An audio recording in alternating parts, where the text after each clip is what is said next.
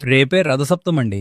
రేపు పొద్దున్న చేసే ఒక్క స్నానంతో 7 జన్మల పాపాలు, ఒంట్లో ఉన్న రోగాలు పోతాయట. అస్సలు మిస్ అవ్వకండి. కాని చిన్న కండీషన్. మామూలు స్నానం కాదు. ఖచ్చితంగా 7 జిల్లేడాకులు, 7 చిక్కుడాకులు, దొరికితే రేగిపళ్ళు ఇవి రెడీ చేసుకోండి. రేపు సూర్యోదయానికన్నా ముందే లేచి ఈ ఆకుల్ని తల, భుజాలు, మోకాల మీద పెట్టుకుని స్నానం చెయ్యాలి. దీని వెనుక పెద్ద సైన్సే ఉంది.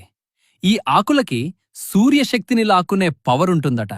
నీళ్లు పోసుకునేటప్పుడు సప్త సప్తికే అనే మంత్రం చదవాలి. ఆ మంత్రం రాకపోతే కనీసం ఓం సూర్యాయ నమః అని అయినా అనుకోండి. ఆ మంత్రం కింద క్యాప్షన్లో ఇచ్చాను. ఇప్పుడే స్క్రీన్షాట్ తీసుకోండి లేదా సేవ్ చేసుకోండి. స్నానమయ్యాక సూర్యుడికి అర్ఘ్యమివ్వడం మర్చిపోవద్దు. అందరికీ ఈ వీడియో షేర్ చేయండి. వాళ్ళు కూడా పుణ్యం కట్టుకుంటారు. అందరికీ రథసప్తమి శుభాకాంక్షలు.